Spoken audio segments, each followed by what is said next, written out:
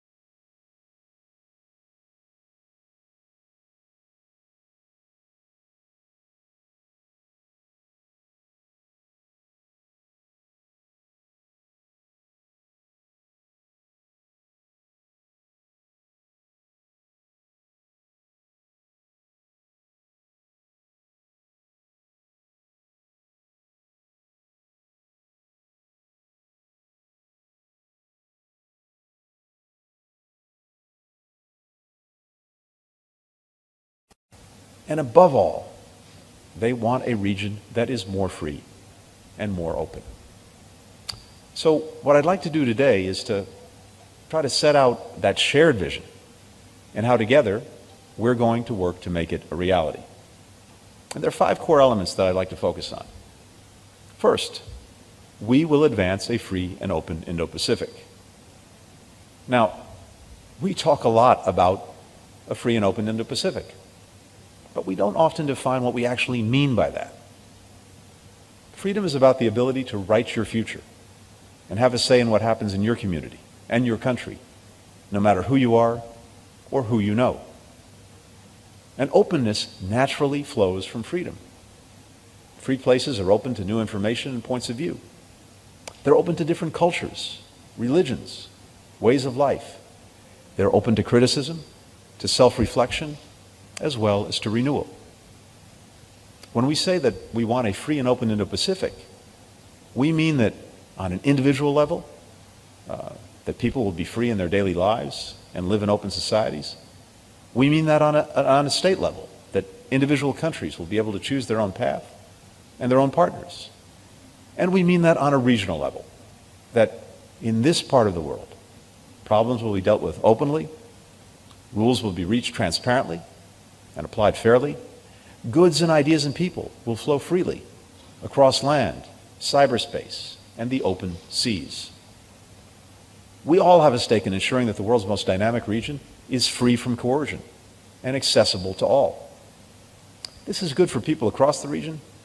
It's good for Americans, because history shows that when this vast region is free and open, America is more secure and more prosperous. So, we'll work with our partners across the region to try to realize this vision. We'll continue to support anti-corruption and transparency groups, investigative journalists, think tanks across the region, like the Advocata Institute in Sri Lanka. With our support, that institute created a public registry of state-owned enterprises like banks and airlines that operate with big losses and propose ways to reform them. We're finding partners in government too, like Victor Soto. He's the mayor of the city of Pasig in the Philippines. Victor set up a 24/7 hotline for constituents to report cases of corruption, has made the awarding of public contracts more transparent, has given community-based organizations a say in the way the city spends its resources. He's part of the State Department's first group of global anti-corruption champions that we announced earlier this year. And we'll continue to learn best practices from our fellow democracies. That's the idea behind the Summit for Democracy that President Biden convened last week, where President Jokowi spoke. Indeed, he was the first speaker. And the Bali Democracy Forum that Indonesia just held for the 14th time, and where I had an opportunity to speak. We'll also stand up against leaders who don't respect their people's rights, as we're seeing now in Burma. We'll continue to work with our allies and partners to press the regime to cease its indiscriminate violence, release all those unjustly detained, allow unhindered access, and restore Burma's path to inclusive democracy. ASEAN has developed a 5-point consensus that calls on the regime to engage in constructive dialogue with all parties, to seek a peaceful resolution that respects the will of the Burmese people, a goal we will not give up on. Another way we'll promote freedom and openness is by defending an open, interoperable, secure, and reliable internet against those who are actively working to make the internet more closed, more fractured, less secure. We'll work with our partners to defend these principles and help build the secure, trusted systems that lay the foundation for it. At the Moon-Biden Leaders Summit earlier this year, the Republic of Korea and the United States announced more than $3.5 billion in investments in emerging technologies, including research and development on secure 5G and 6G networks. Finally, we'll work with our allies and partners to defend the rules-based order that we built together over decades to ensure the region remains open and accessible. And let me be clear about one thing. The goal of defending the rules-based order is not to keep any country down. Rather, it's to protect the right of all countries to choose their own path, free from coercion, free from intimidation. It's not about a contest between a US-centric region or a China-centric region. The Indo-Pacific is its own region. Rather, It's about upholding the rights and agreements that are responsible for the most peaceful and prosperous period this region and the world has ever experienced. That's why there's so much concern from Northeast Asia to Southeast Asia and from the Mekong River to the Pacific Islands about Beijing's aggressive actions, claiming open seas as their own, distorting open markets through subsidies to its state-run companies, denying the exports or revoking deals for countries whose policies it does not agree with, engaging in illegal, unreported, and unregulated fishing activities. Countries across the region want this behavior to change. We do too. That's why we're determined to ensure freedom of navigation in the South China Sea, where Beijing's aggressive actions there threaten the movement of more than $3 trillion worth of commerce every year. It's worth remembering that tied up in that colossal number, $3 trillion, are the actual livelihoods and well-being of millions of people across the world. When commerce can't traverse open seas, that means that farmers are blocked from shipping their produce. Factories can't ship their microchips. Hospitals are blocked from getting life-saving medicines. 5 years ago, an international tribunal delivered a unanimous and legally binding decision, firmly rejecting unlawful, expansive South China Sea maritime claims as being inconsistent with international law. We and other countries, including South China Sea claimants, will continue to push back on such behavior. It's also why we have an abiding interest in peace and stability in the Taiwan Strait, consistent with our long-standing commitments. Second, we will forge stronger connections within and beyond the region. We'll deepen our treaty alliances with Japan, the Republic of Korea, Australia, the Philippines, and Thailand.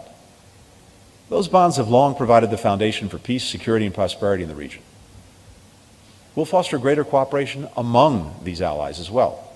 That's one of the things we've done by deepening U.S., Japan, South Korea trilateral cooperation and launching a historic new security cooperation agreement with Australia and the United Kingdom. We'll find ways to knit our allies together with our partners, as we've done by reinvigorating the Quad. And we'll strengthen our partnership with a strong and independent ASEAN. ASEAN centrality means we will keep working with and through ASEAN to deepen our engagement with the region. All the more given the alignment between our vision and ASEAN's outlook on the Indo-Pacific. In October, President Biden announced more than $100 million to bolster our cooperation with ASEAN across key areas, to include public health, women's empowerment. And the President will be inviting ASEAN's leaders to a summit in the United States in the coming months to discuss how we can deepen our strategic partnership.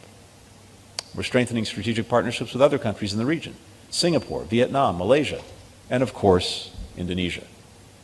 And that's the reason I've made this trip. We're also deepening ties between our people. Waisili, the signature program to empower the rising generation of leaders in Southeast Asia, has more than 150,000 members and counting. Finally, we'll work to connect our relationships in the Indo-Pacific with an unmatched system of alliances and partnerships beyond the region, particularly in Europe. The European Union recently released an Indo-Pacific strategy that aligns closely with our own vision. At NATO, we're updating our strategic concept to reflect the Indo-Pacific's growing significance and address new threats, like the security implications of the climate crisis. And we're putting ASEAN centrality at the heart of our work with partners. We did that just a few days ago when the G7 ministers were meeting in the UK and met with their ASEAN counterparts for the first time. We're doing all this for a simple reason. It allows us to assemble the broadest, most effective coalitions to tackle any challenge, to seize any opportunity, to work toward any goal. The more countries that we can rally around common interests, the stronger we all are. Third, we will promote broad-based prosperity. The United States has already provided more than $1 trillion in foreign direct investment in the Indo-Pacific. The region's told us loud and clear that it wants us to do more. We intend to meet that call. At President Biden's direction, we're developing a comprehensive Indo-Pacific economic framework to pursue our shared objectives, including around trade and the digital economy, technology, resilient supply chains, decarbonization and clean energy, infrastructure, worker standards, and other areas of shared interest. Our diplomacy will play a key part. We'll identify opportunities that American firms aren't finding on their own and make it easier for them to bring their expertise and their capital to new places and new sectors. Our diplomatic posts, our embassies across the Indo-Pacific are already leading on this, and we're going to surge capacity so that they can do more. More than 2,300 business and government leaders from the region joined me for this year's Indo-Pacific Business Forum, which we co-hosted with India, and where we announced nearly $7 billion in new private sector projects. We'll work with our partners to shape the rules of the growing digital economy on key issues like data privacy and security, but in a way that reflects our values and unlocks opportunities for our people. Because if we don't shape them, others will. And there's a good chance they'll do it in a way that doesn't advance our shared interests or our shared values. At APEC in November, President Biden set out a clear vision for how we can build a common way forward in the region. On digital technologies, he talked about the need for an open, interoperable, reliable, and secure internet, and our strong interest in investing in cybersecurity and developing digital economy standards that will position all of our economies to compete in the future. And when U.S. Trade Representative Tai and I co-led our delegation to the APEC Ministerial in November, we focused on the need to ensure that technology serves a free and open Indo-Pacific. We'll also promote fair and resilient trade. That's the story of the ASEAN Single Window, a project the United States supported to create a single automated system for clearing customs across the region. It helps streamline trade by making it more transparent and secure, lowering costs for business and prices for consumers. And you know, the move from paper to digital customs has made it possible to keep cross-border trade moving even during the lockdowns. During the first year of the pandemic, the countries that were most active on the platform saw their trade activity rise by 20%, when most other cross-border trade was actually falling. And at the U.S.-ASEAN Summit in October, President Biden committed additional U.S. support to the single window. We'll work with partners to make our supply chains more secure and more resilient. I think we've all seen through the pandemic just how vulnerable they are, how damaging disruptions can be, including shortages of masks and microchips and pile-ups of ports. We've been leading efforts to bring the international community together to try to resolve bottlenecks and build greater resiliency against future shocks. President Biden convened a leaders' summit on supply chain resilience. Vice President Harris made it a core focus of her meetings during her visit to the region. Commerce Secretary Raimondo has tackled the issue with Australia, New Zealand, Singapore, and Malaysia on her recent travel. And U.S. Trade Representative Tai launched the Interagency Supply Chain Trade Task Force and raised the issue in her travel to Japan, the Republic of Korea, and India. In the new year, the Commerce Secretary, Gina Raimondo, and I will team up to convene government and private sector leaders from around the world to tackle these issues at a global supply chain forum. As the hub of so much of the globe's production and commerce, this region, the Indo-Pacific, will be core to these efforts. Finally, we'll help close the gap on infrastructure. There is, in this region, as well as around the world, a large gap when it comes to infrastructure needs and what's currently being provided. Ports, roads, power grids, broadband, all are building blocks for global trade, for commerce, for connectivity, for opportunity, for prosperity. And they're essential to the Indo-Pacific's inclusive growth. But we're hearing increasing concerns from government officials, industry, labor, communities in the Indo-Pacific about what happens when infrastructure isn't done right, like when it's awarded through opaque, corrupt processes, or built by overseas companies that import their own labor, extract resources, pollute the environment, and drive communities into debt. Countries in the Indo-Pacific want a better kind of infrastructure. But many feel it's too expensive, or they feel pressured to take bad deals on terms set by others rather than no deals at all. So, we will work with countries in the region to deliver the high quality, high standards infrastructure that people deserve. In fact, we're already doing that. Just this week, together with Australia and Japan, we announced a partnership with the Federated States of Micronesia, with Kiribati and Nauru, to build a new undersea cable to improve internet connectivity to these Pacific nations. And since 2015, the members of the Quad have provided more than $48 billion in government-backed financing for infrastructure for the region. This represents thousands of projects across more than 30 countries, from rural development to renewable energy, that benefits millions of people. The Quad recently launched an infrastructure coordination group to catalyze even more investment. And it's looking to partner with Southeast Asia on infrastructure and many other shared priorities. The United States will do more than that. Build Back Better World, which we launched with our G7 partners in June, is committed to mobilizing hundreds of billions of dollars in transparent, sustainable financing over the coming years. And together with Australia and Japan, we launched the Blue Dot Network to start certifying high-quality infrastructure projects that meet the benchmarks developed by the G20, the OECD, and others, and to attract additional investors. Fourth, we will help build a more resilient Indo-Pacific. The COVID-19 pandemic and the climate crisis have underscored the urgency of that task. The pandemic has taken the lives of hundreds of thousands of people across the region, including more than 143,000 men, women, and children here in Indonesia. It's also inflicted a massive economic toll, from shuttered factories to the halt of tourism. The United States has been there with the people of this region at every step, even as we battle the pandemic at home. Of the 300 million doses of safe, effective vaccines that the United States has already distributed worldwide, we've sent more than 100 million doses to the Indo-Pacific, and over 25 million of those have come here to Indonesia. By the end of next year, we will have donated more than 1.2 billion doses to the world. And we provided over $2.8 billion in additional assistance to the region to save lives, including $77 million here in Indonesia for everything from personal protective equipment to medical oxygen for hospitals. And we've been providing this aid free of charge with no strings attached. By making most of these donations through COVAX, we've ensured that they're distributed equitably, based on need, not on politics. At the same time, we're working together with our partners to end the pandemic. The Quad Vaccine Partnership is playing a key part in that. We're working together to finance, to manufacture, to distribute, and put as many shots in arms as quickly as possible. Individual countries are stepping up. India recently committed to produce an additional 5 billion doses by the end of 2022. The Republic of Korea and Thailand are ramping up their production as well.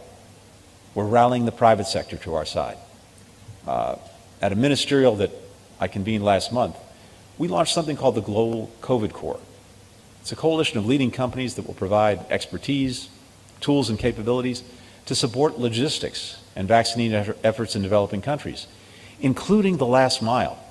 And that's critical for actually getting shots into arms. This is what we're seeing increasingly around the world, where the production of vaccines has increased.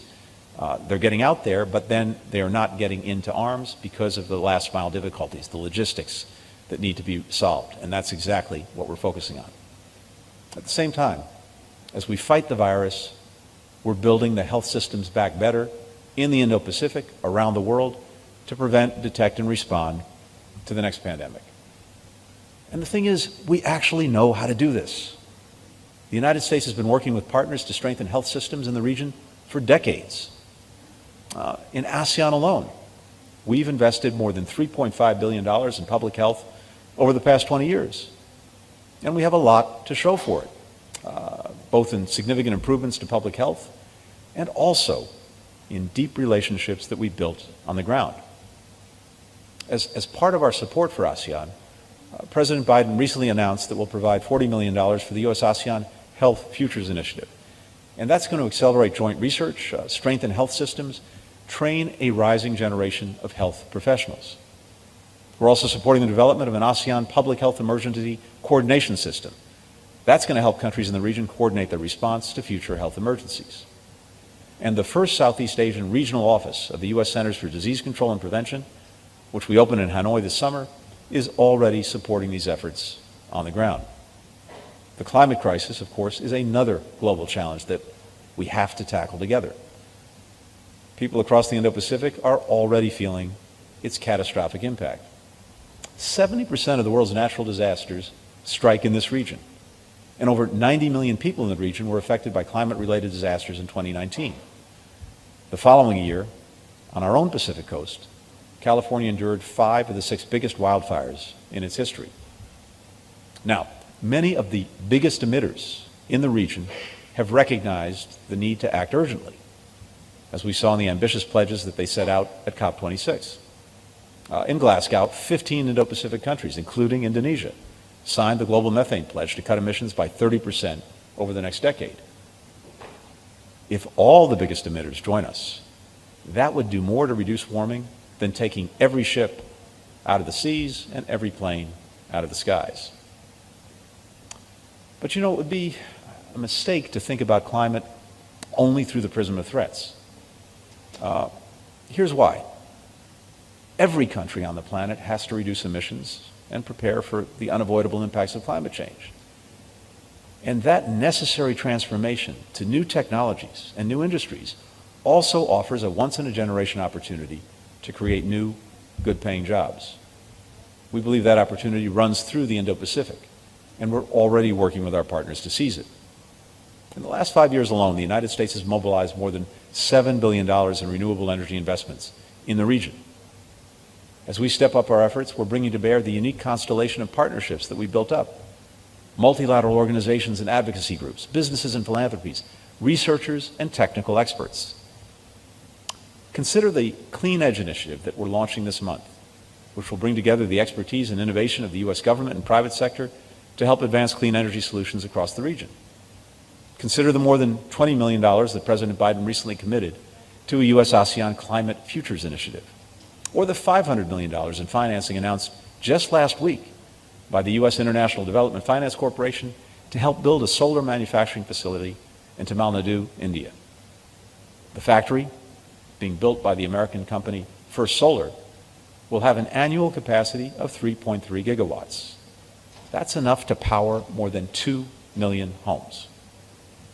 Building and operating this facility will create thousands of jobs in India, the majority for women, and hundreds more jobs in the United States. And that's just one of the ways in which the United States will help India reach its ambitious goal of 500 gigawatts of renewable energy capacity by 2030, and in turn, help the world avoid a climate catastrophe. Now, we recognize that even if the transition to a green economy produces a big increase in jobs, which we're confident it will, not all of those positions will be filled by workers who lost jobs in old industries and old sectors during this transition. So we have an obligation that we are committed to bring everyone along. Fifth and finally, we will bolster Indo-Pacific security. Threats are evolving. Our security approach has to evolve with them. We'll seek closer civilian security cooperation to tackle challenges ranging from violent extremism to illegal fishing to human trafficking. And we'll adopt a strategy that more closely weaves together all our instruments of national power, diplomacy, military, intelligence, with those of our allies and our partners. Our Secretary of Defense, Lloyd Austin, calls this integrated deterrence. And it's about reinforcing our strengths so that we can keep the peace, as we've done in the region for decades.